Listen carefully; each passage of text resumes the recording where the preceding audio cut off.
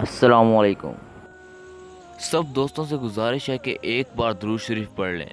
ایک بار درود شریف پڑھنے سے اللہ 10 مرتبہ رحمت فرماتے ہیں۔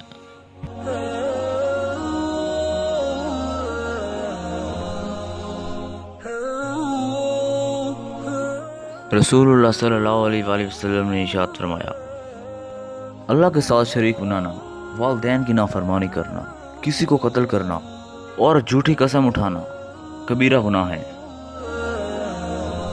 اس ویڈیو کو شیئر ضرور کریں کیونکہ اچھی بات دوسروں تک پہنچانا صدقہ جاریہ ہے۔ اے میرے رب، ہمیں ان سب گناہوں سے بچنے کی توفیق عطا فرما، آمین۔